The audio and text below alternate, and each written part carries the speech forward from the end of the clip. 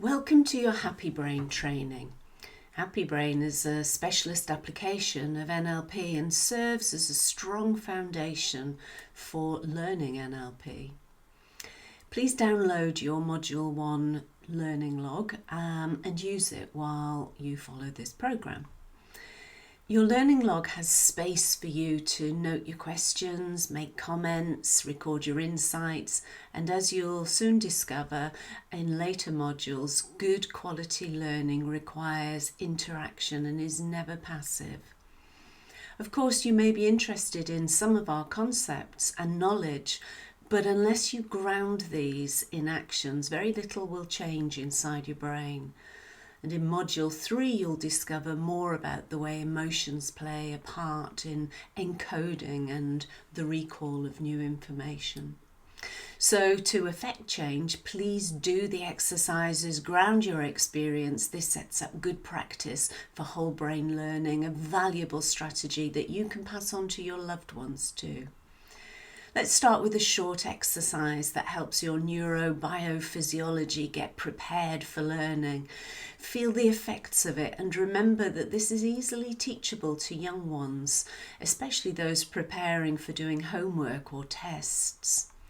And we start by taking the non-dominant hand and lift it up in front of you. Point to it with your other hand and place your pointing finger at the base of your thumb and slowly trace up and down each of the fingers. Really important here is to feel into the sensations of skin on skin, really drawing your attention away from the head and the busy thoughts and into the somatic experience. And just slowly tracing up and down, skin on skin in both directions. And continue that for a little while. And when you are tuned in, you can swap hands and calibrate any difference. See what's true for you in your sensory experience. And the trick here is to recognize that you can speed it up and you can slow it down. And if you combine this with something like our balloon breathing technique, you can introduce breathing in with an upward movement and breathing out with a downward movement. So breathing in and breathing out. What we really want to do is to focus the longer out breath. So the in breath takes care of itself, the long out breath. And we're trying to slow this down as much as is possible. So go ahead and experiment with this with your young people and with yourself. There are many reasons why this exercise is really good for you. It activates both sides, both hemispheres. It really boosts your thrive neurochemicals like oxytocin and serotonin, which helps to bring the brain waves into an alpha wave coherence. So we're just warming up, and each week we'll learn other ways to influence our neurobiology. You know, I once had a 12-year-old that I was working with who was very scientific in his thinking, very logical and linear, and didn't really understand the benefits of me inviting him to do this exercise. So once I taught it to him, I asked him to run his own experiments, and alongside balloon breathing, which you're going to be introduced to in your Calm Confidence kit coming soon, and to see the effects of this in his daily practice before doing homework or before doing a test or something challenging at school at his desk, and discover for himself the positive effects of opening his mind, the positive effects on his recall and his focus of attention. And that's really what we are here to do. We're not here to give the knowledge, the expertise. We're here to invite the other person to discover for themselves really healthful ways of opening up the mind and creating a happier brain. So hopefully by now you've begun to activate your parasympathetic nervous system, which we're going to look at in depth next week, and at the same time we've brought ourselves into a state of resonance ready for the activities ahead. So let me introduce you to slide 2. All models are useful.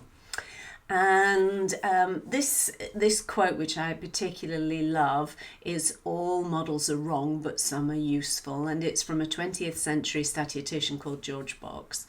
I love this quote for many reasons, including its potential use as an inoculation against naysayers and pedants. Because Happy Brain is a useful model, researched and grounded through many, many years.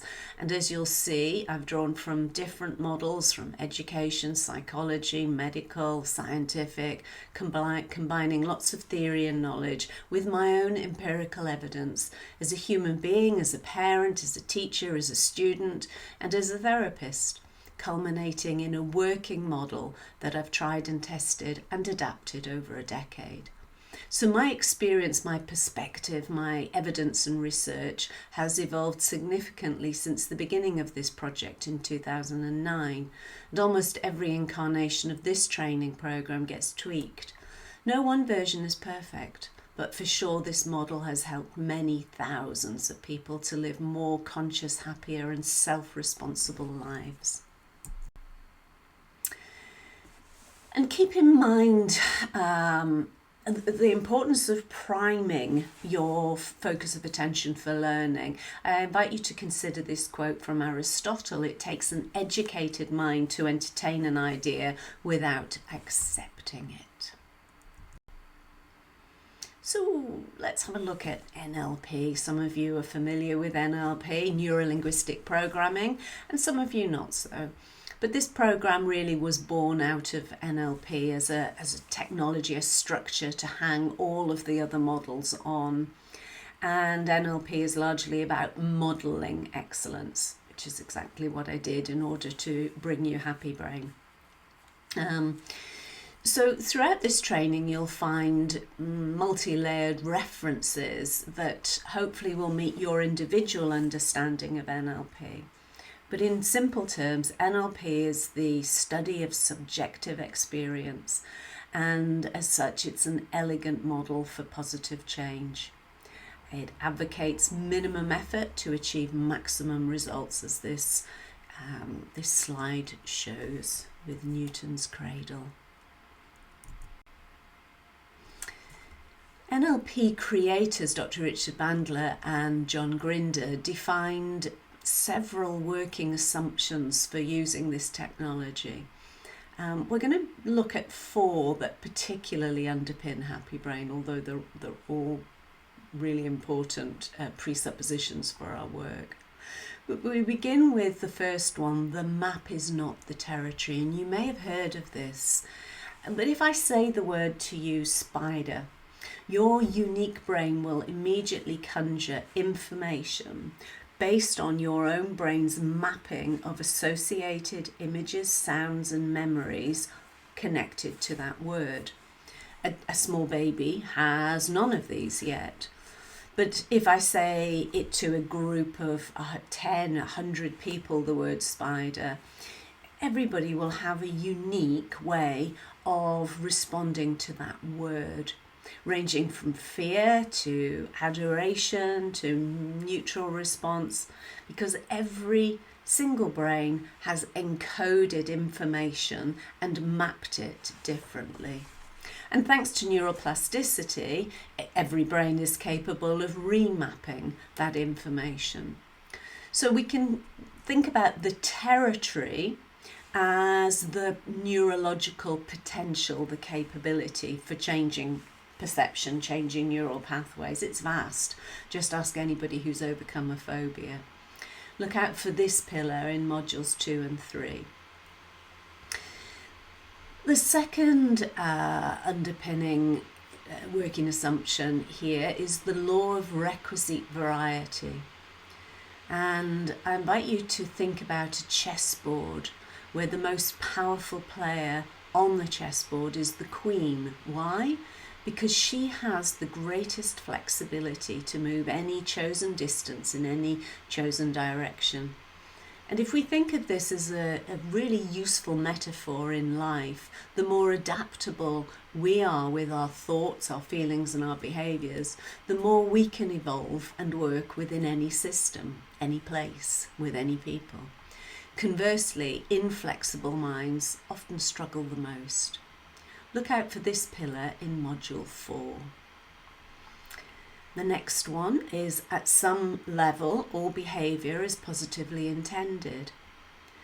And long before language and logic, our primitive brains are reactive, seeking survival. And at this unsophisticated level, the organism simply follows programs to that end, and therefore survival can be considered a positive intention.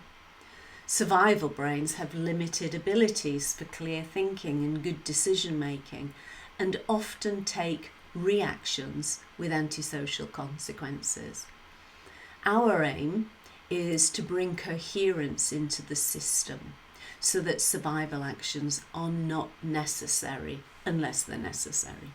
Look out for this in module 5. Life and mind are a systemic process. Number 4. We humans are living organisms with cells and bodily responses and systems that are in a constant flux of homeostasis. And what many people don't realise is the effect that their thoughts have on their bodily systems. There's this ongoing flux trying to maintain some order. Many parents bring their child or children to me saying, fix my child, without understanding that the child does not operate in isolation.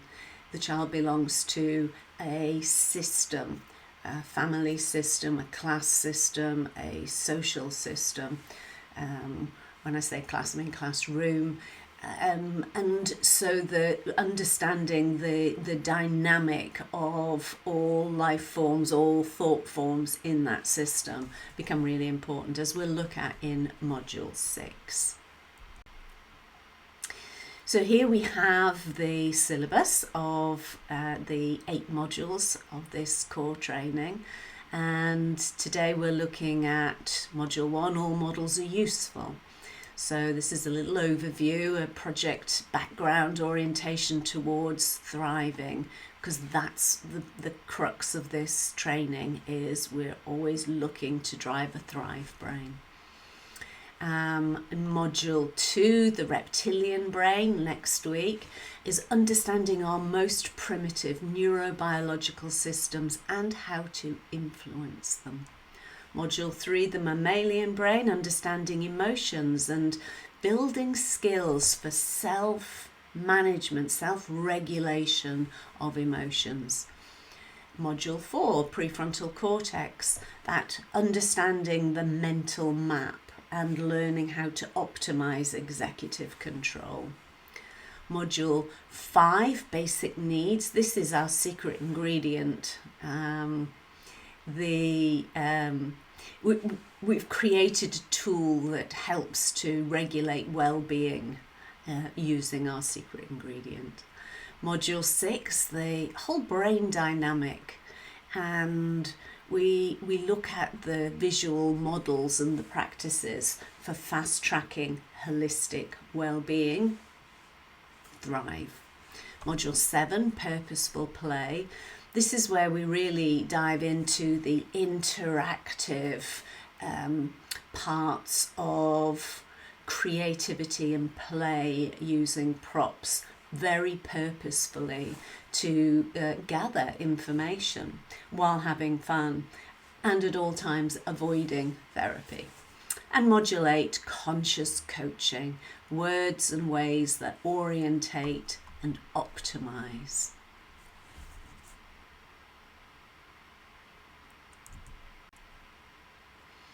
So exercise 2, I'm going to invite you to press pause in a moment and do this exercise that focuses on thrive learning. How do you like to learn? How have you learned really well in the past? Some people like reading. They like to read or listen. They like to write something out or doodle or make pictures and images. Some people learn best in silence. Some people run background music.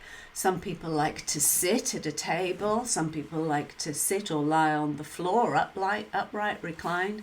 Some people like reflection, a lot of reflection after doing something, and so on. So the exercise now is for you to tune into your best learning strategy to date and make a commitment to being your own best learner. So press pause now and make a note in your learning log of all the times that you've enjoyed learning something useful and the processes that have helped you.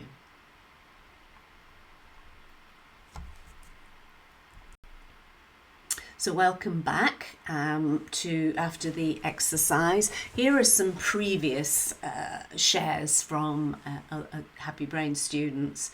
You can see doing stuff, practical, hands-on, getting involved emotionally, getting engrossed, losing yourself in that flow, thinking and analysis, feeling thrilled, feeling attracted and compelled and interested, reading, hands-on, talking, experiential, motivated to learn, curiosity, that attitude of mind, learning visually with pictures, images, learning kinesthetically through movement and touch, reflecting, novelty, learning slowly, learning quickly, learning through repetition, listening, imagining. So here's just some of the ways that people learn best. But what I want you to focus on is how you are committing yourself to learn what you need to learn, what you want to learn, and what you don't yet know is available in this Happy Brain training. And with that in mind, with brain training in mind, we're moving on to exercise 3, just warming you up, which is future pacing you. For a few moments, let your mind wander into an imaginary future. Let's say 6 months from now. And in that possible future, visualize yourself having embodied this Happy Brain training. And ask that version of you, what new skills do you now have as a direct result of this training? And then simplify your answer into one new way of thinking, one new way of handling emotion, and one new way of behaving. This is for you.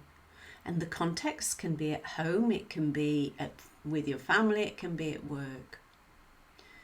You're creating a working template for your brain to aim towards, which in NLP we called well-formedness of outcome.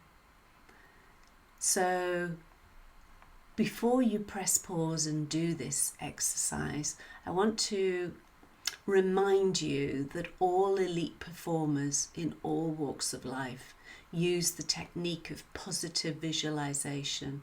They set their mind into the scene ahead of them that's going to bring them the future success. It's like setting the GPS coordinates so the brain knows how to get there. And the more sensory based it is, the more realistic it feels for the brain, so it really knows how to get there faster and easier. So you're going to see much more about the power of visualization techniques and that conversation with the subconscious mind when we look at using imagination in Module 3. So press pause now and go ahead and do this exercise. Your learning log has notes, has space for notes.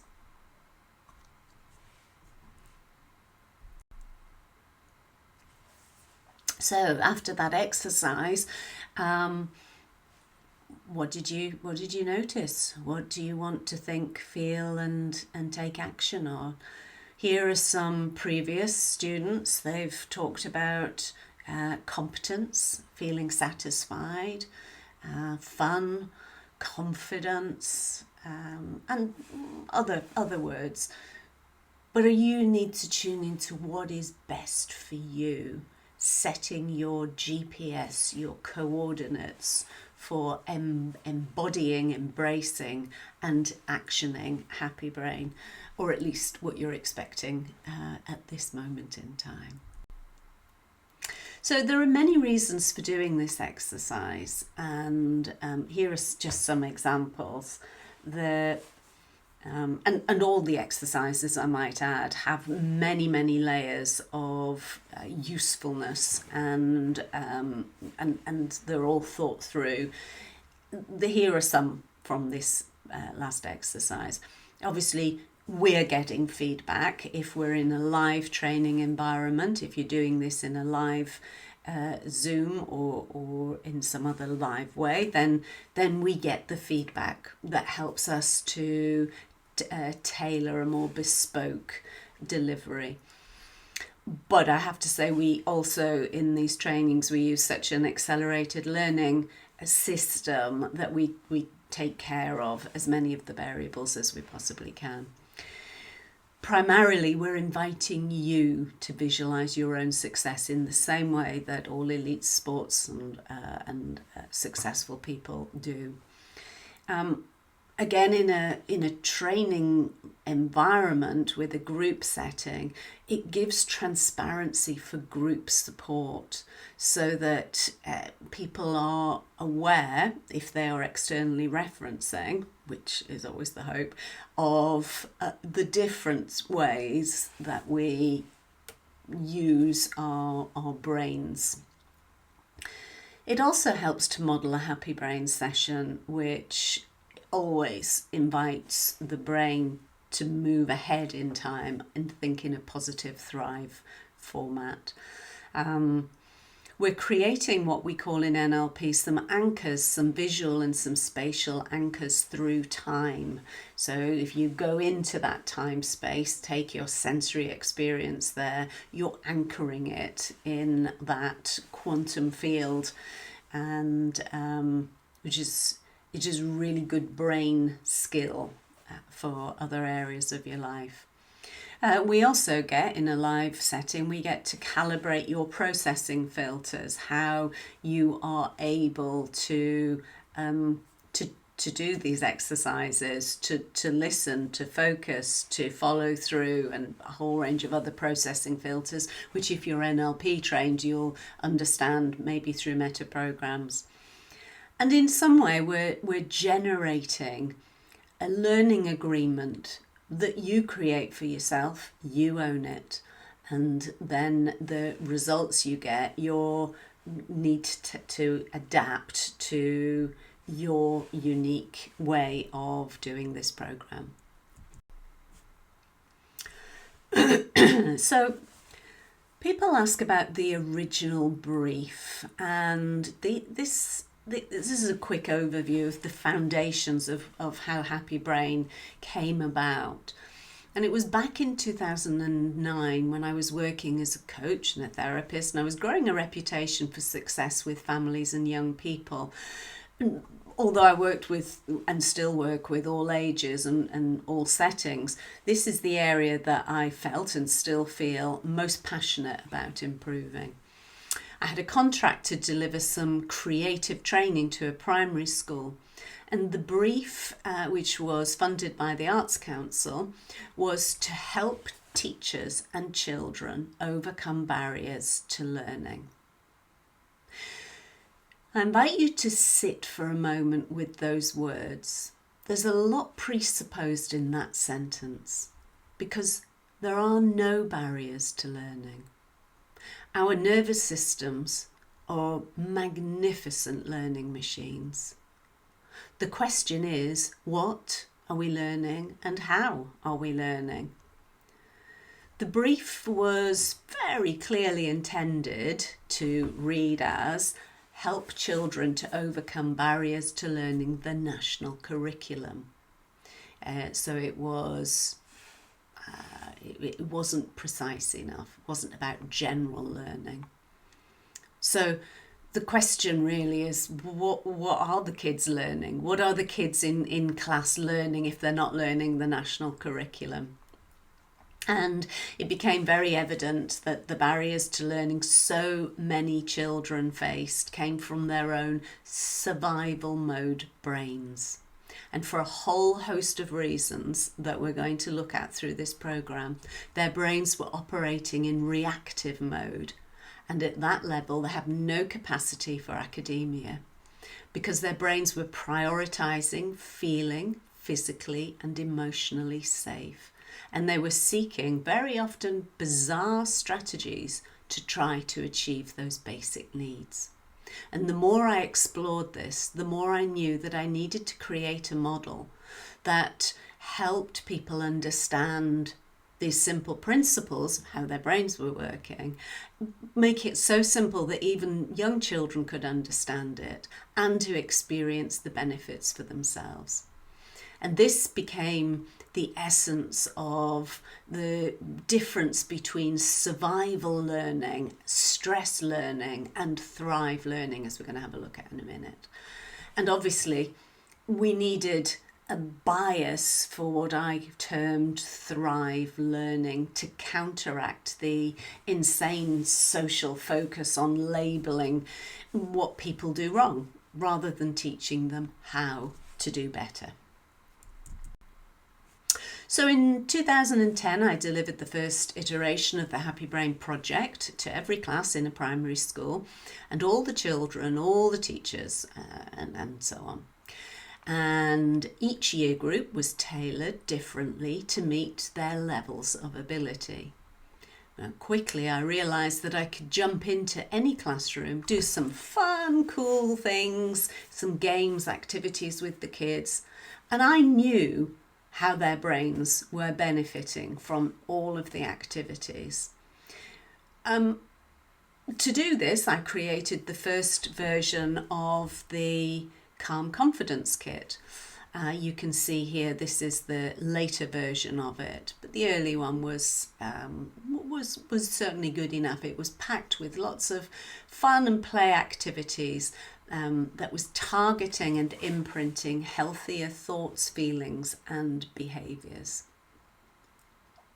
Now, you may already have the PDF of the Calm Confidence Kit, or perhaps I've given you a link for it to be downloaded, or I've sent you it directly. Either let me know if you don't yet have this new updated version of the Calm Confidence Kit. And in it explains basically how these activities are beneficial. But what I found back in 2010 was the significant adults, teachers, teaching assistants, parents, they didn't know what I knew about how these activities were key to better learning states. And frankly, at the time, they were not really interested.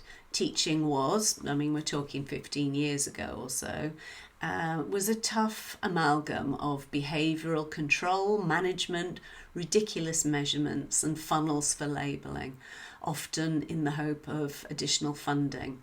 Those were the systems of professional development too. Overwhelming systems with poor understanding of how brains work. So I soon experienced dissonance with our education system that requires compliant children who follow instructions, are well behaved, get good grades. And all that prefrontal cortex dominance, no consideration for the other brain parts and essential basic needs, like societal and emotional safety. And of course, there were teachers who quickly aligned with my models, but they were few and far between. And most of them were pretty ground down by an overbearing and, in my opinion, often unfit for service system. Now, not all schools are the same, not all teachers felt the same, and certainly in the 15 years since we set this project up, things have changed significantly, but that's how it was. So by now I was forming this model that helped people to recognise and understand influences for survival, stress, and thrive brains, influencing them in both directions, frankly, but especially towards thrive, which is what we wanted. Vitally, when a brain gets triggered into survival mode, it doesn't need clarity of thought. Its first and foremost need is a strategy to survive. And so we need a strategy to de-escalate its arousal. Survival brains are terrifying to live in and to be around, and they cannot sort themselves out. Not easily anyway. So we, in this project, learn how to de-escalate a survival brain. But our real gem is to focus on picking up the signals of a stressed brain, because they're much easier to orientate towards thrive. And assuming thrive is a worthy goal in the awareness of adults, that's what we want the adults to be able to do. I think there's something to be said about Happy Brain is very much a stealth model, because working often with the children, we get to win the adults round to seeing the benefits of orientating what we might call a bad behaviour towards the skills of a better behaviour, towards thriving, and not hold them stuck. We'll come to that in later modules. Something to be aware of is that stress is contagious. And the one thing that I had learned from my own kids at school and from my own experience is that the stress state of a significant adult, whether that's a parent or a teacher or a childminder or whoever, the stress state of the significant adult has a massive influence on a young dependent brain. So we get another impasse here. Our adults very often prefer to blame the children's brain states on inadequacies, illnesses, diseases, personalities, etc. And sadly, many parents especially lose sight of just being in love with the wonderful human creation unfolding in front of them in unique and marvellous ways, with their role for nourishing, nurturing the young organism's resilience for a future that no human can predict. And so we've seen, and we still see, many adults blindly trying to prepare their children for a world based on the adult's known past rather than the unknown future. And also a lot of adults are motivated by fear of being perceived socially as in some way a lesser parent, such as the power of blind faith in an outdated system. I'd like to add one more influence on the development of this model, where I saw and I still see as a therapist, where immense pains of adult mental health issues, when reverse engineered back to the childhoods of the adults, there's a realization that there was a gap in skills all the way back there, that had they had it, they would have been able to make better decisions further downstream. And we'll come to that in a moment. This is a great quote from Desmond Tutu: there comes a point where we need to stop pulling people out of the river. We need to go upstream and find out why they're falling in. And so, with all of these things in mind, I created something. You've seen some early examples of the three brain parts, triune brain theory, something very, very simple. Einstein says make everything in life as simple as you can and no simpler. And John Laval, president of the Society of NLP, once said, and has said subsequently, tell it to me like I'm a 5-year-old, because if you can tell it to me like I'm a 5-year-old, then I know you know what you're talking about. So I was very determined to create something very simple that I could help 5-year-olds understand, and at the same time I could use it as a stealth model to help families become more conscious, more skilled and happier. So here we go again, looking at these three brain parts from triune brain theory. You can see the survival brain, the symptoms of a survival brain: dissociated from self, disconnected from others.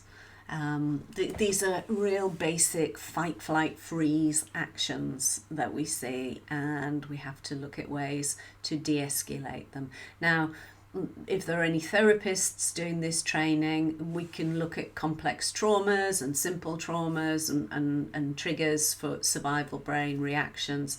But on the first level, we just need to understand that sometimes we have to co-regulate a brain out of its fight, flight, freeze response. And that's what this project will help you to be able to do easily with lots of different skills. The stress brain is the one, as we said earlier, that we're interested in, where the kid's distracted, or the adult's distracted. There's no difference in adult or children's brains through this model, only the repetition and habituation of pathways. So we've got a stress brain. There's distracted attention. It might be in hyper-arousal or hypo-arousal. It might be reactive. The brain might be reactive. It could be seeking any kind of connection for co-regulation, which can be dangerous because there's no discernment there. It can be dominant or passive. It can be defensive or fawning, and so on. We're going to look into much more detail on this as the modules continue. But here's the real focus, and if again referencing your ability to hold in your mind a desired outcome. We talked about where you want to be in 6 months' time. If we can hold in your awareness the willingness, the determination to drive all brains, your own included, towards thrive, that would be a wonderful, wonderful gift for everyone. So we need a curiosity, we need a mindset that helps to bring a brain into its present moment, to organise the attention to what's actually occurring here, to be more curious, to be more motivated and understand the mechanisms for easy, useful learning.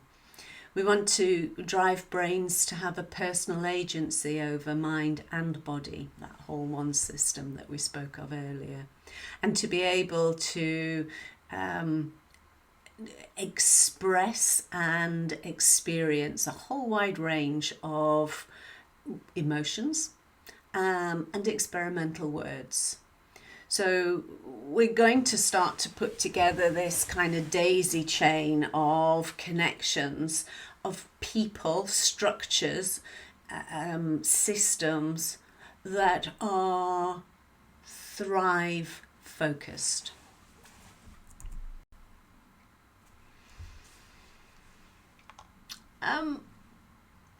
One of my published case studies, which you should have a link to, and if you don't, it's in the handbook, which I don't have with me right now, but you will have it now. Look up the Little Devil case study. It's also, I think, on our website.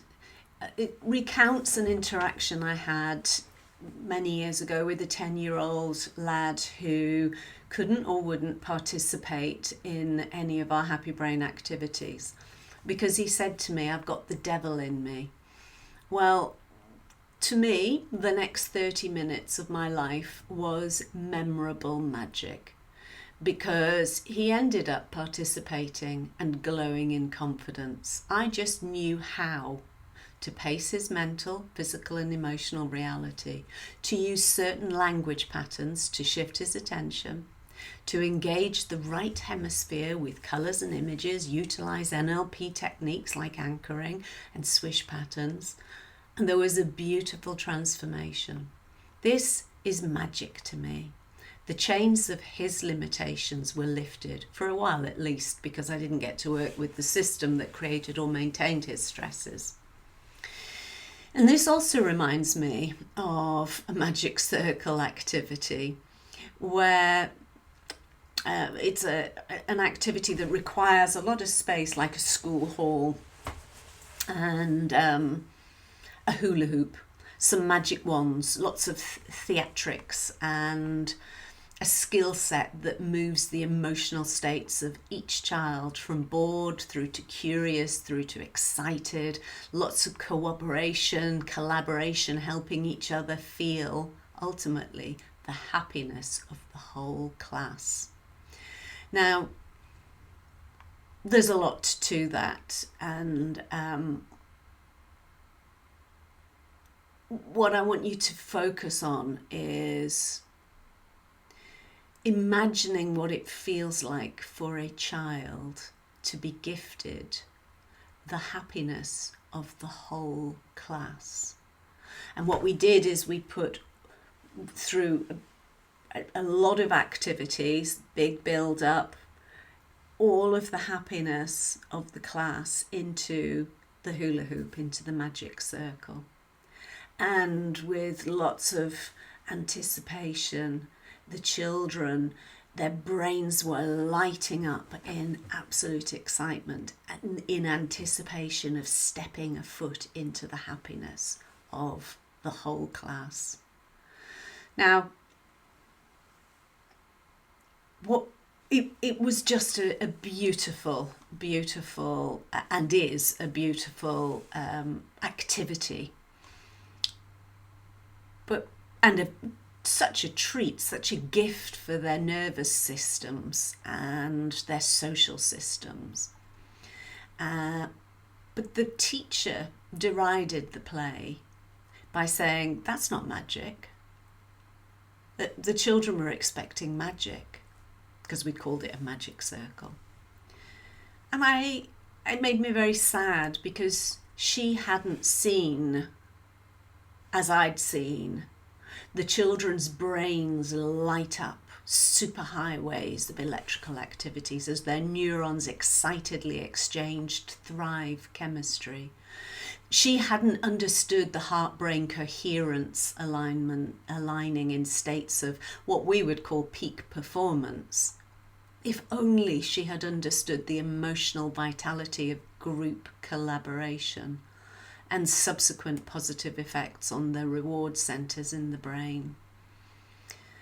If only she'd understood the dissolving of stress chemistry through this activity and the associations that the young brains were making to school and to me, but not to her. So I invite you to think through this lens. There is magic available for those with eyes to see and ears to hear, as you will discover in this Happy Brain training. So here's your next exercise, the Funshine alphabet. It's in your learning log. First of all, I want you to think about this brainometer that we have here, and the idea is to use this as some kind of calibration tool. We use it in lots of different ways, as you'll see over the coming weeks. How can we calibrate a brain starting to look shinier, to feel brighter? So the Funshine alphabet uses the letters A to Z, and your task is to write at least one word for each letter of the alphabet. Now, the trick here is each word has to be universally accepted as a shiny word, and for you, one that makes your heart sing or your brain brighter, makes you feel alive. So a word like spider, if you are a big spider fan and lover, would work for you, but we couldn't call that a universally shiny word. So we want a database of words that are universally acceptable, like A for amazing or awesome, B for beautiful or some such thing. So pause now and do the exercise. So welcome back. Did you do the exercise? Did you get it right? Or did you immerse yourself in the sensory fun of making up Funshine words like zingy and excited?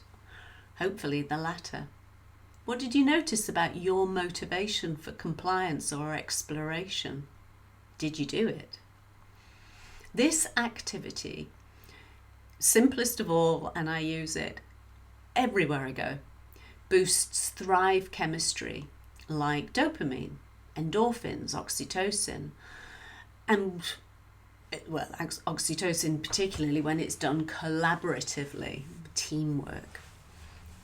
If you're in a live training with me, we may have done this in teams and maybe added a little bit of competition to see who can complete the fastest. The essence of this activity is to introduce you to the power of words that enhance well-being. Every single utterance carries an electrochemical charge. This is really powerful work, and we're going to explore much more of this in Module 4. But I want you to start thinking about the benefits of training your mind to use positive words that make your brain shinier, and the people around you will benefit from that. Because as I say, every single word or utterance carries an electrochemical charge. We can subjectively experience it. Think again about the word spider. Do you get a positive charge or a negative charge in your brain? How does it affect your feelings? The words that we want to build a word bank of, are the ones that enhance the brain to produce positive electrochemical charges. So the words that make your brain shine, feel fun and happy. For a deeper dive into word powers, you can experiment with accompanying tone and discover more about how you influence yourself and other people in positive ways through words. Words that can be thought, words that can be spoken. We can say rough words with a soft intonation. We can say soft words with a rough intonation. All the time we're changing the chemistry. Opening up or seeding at the moment your invitation to become more aware of your intention when you're speaking and when you're thinking, and the intention for Thrive to spread joy. Some people spread fear, unintentionally or intentionally, and we want you to get intentional, to get better to manage the energies that are carried through language. Many of our students and centres have utilised this game in classrooms, staff rooms, community spaces, with wall space for a revolving alphabet of Funshine words. What a lovely family activity too. So, once again, a reminder of this seemingly banal activity, just thinking about the targeted activations for a happy brain. We're generating resource words. We're brain training positive words, running them through the brain. Whatever you practice, you get good at. The brain favours repetition. We're targeting the chemical power behind positive words. We're looking for boosts in dopamine and endorphins. We're modelling a happy brain session, which is based on driving Thrive brains. We're introducing you to a visual prop, our brainometer. We're calibrating your flexibility and creativity to do the activity, enjoy it, or be distant from it. We are setting up generative learning opportunities for you. That means that you'll be building on this throughout the rest of the program. And also, it's a pattern interrupt. It suddenly changes your brain's desire to predict what's coming next, interrupts that prediction and gives your brain somewhere new, novel to go to. Great dopamine boost. So back to the early setup of Happy Brain, and I set 3 principles for next generation thinking, that being the strapline for working with children, working or living with children. And the 3 principles are simplicity, resilience, and clarity. Simplicity of understanding and knowing how to influence brain-body systems and signals. Resilience from self-managing emotional states that build rewarding relationships. And clarity through organised thinking, getting better results and making good decisions. Those 3 principles. So let's dive a little bit into simplicity. We're going to refer in this project to the base of the brain as the reptilian brain. It's often referred to in other ways, but this is a good general term. In our model, that's colour-coded green. This is like your hard drive. It stores unconscious programs for everyday living. It's the neuro part of neuro-linguistic programming. The Happy Brain model's first principle is simplicity of understanding and knowing how to influence neurological systems and signals. And so our model teaches people of all ages how to identify physiological symptoms of stress, fast, shallow breathing, heart rate increasing, shoulders rising up, body curling forward, bracing. And assuming no medical emergency, our model then teaches how to self-manage, often reverse engineer, these signals of stress to bring a state of calm to the system. This is a vital skill for life. Moving up the brain a little bit, we come to the mammalian brain, and in our model, that's colour-coded orange. This is it's like the software that subconsciously handles emotional aspects of everyday living. We're mammals, we need to socially connect. And emotions are the chemical signals that drive our attention towards a reward and away from pain. We refer to this as the programming part of NLP.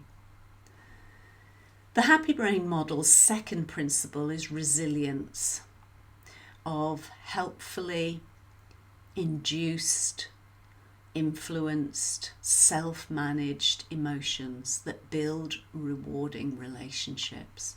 Our model looks for signals, movements, micro-expressions that and sounds that indicate stress long before language, and we train self-managed resilience that comes from finding lots of creative ways to experience, process and express and recover from a wide range of emotions that will help us to build rewarding relationships.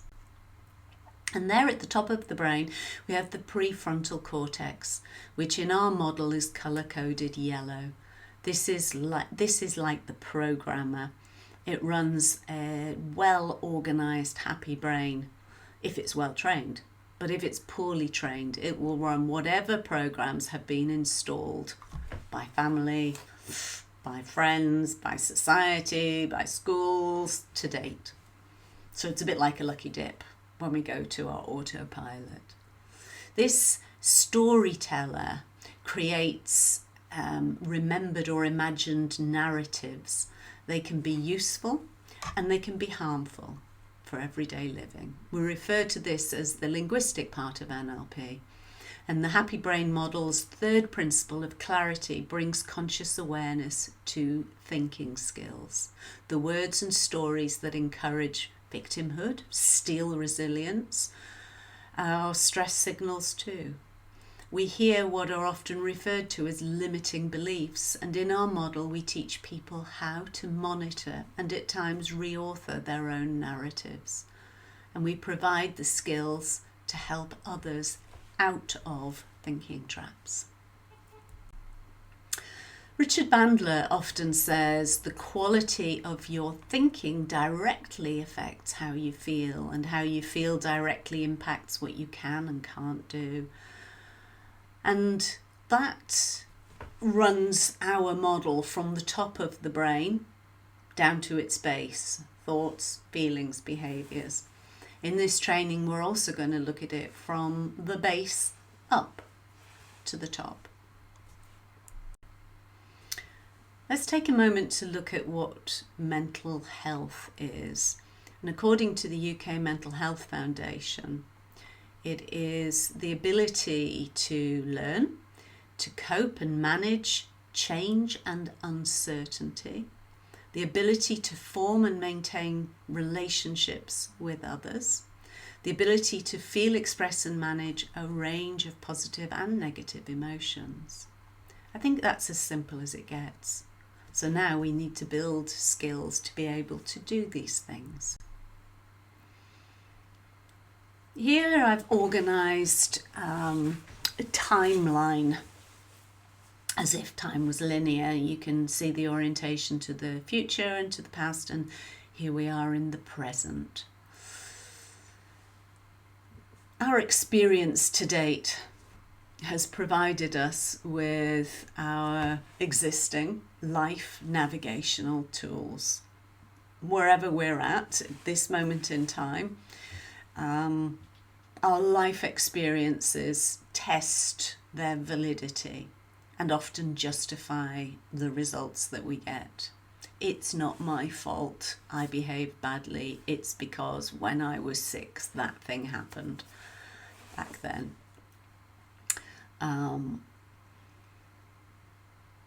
In my therapy practice, I've worked with thousands of clients of all ages, and they seek a present day intervention so that they can heal past life events, traumas, or a lack of vital life skills. And that's good because then once they are taken care of from the present time, we can help to design a better, happier, thriving future. But I want to know how far upstream we can get to install higher value for the education and practice of vital life skills that embody a model of prevention. I regularly receive letters of thanks for my Happy Brain work, and I recently had this letter from a child in a school I'd visited, and it encapsulates the simplicity of brain training exercises that bring clarity and self-managed resilience. The thing I love best was when you showed me that I could make the dog in my mind big or little or blue or grey or shiny. So the class were learning how to change their imagination in ways that made them feel sad or happy on purpose. So our commitment to help the next generation is to give you the skills to know how to give others, especially the next generation, the skills to be able to learn easily and efficiently, to be able to cope and manage with change and uncertainty, to form and maintain good relationships with others, to feel, express and manage a range of emotions, and to achieve greatest potential as successful adults. That means taking responsibility for the life that you are leading.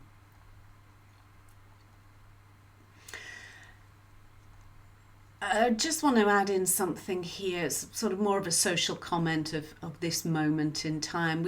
We kind of want to discourage this business of no, I can't handle change and uncertainty, so you need to do something different. That's very destructive, and it's divisive, and it's disempowering for all relationships, and it doesn't play out well through time.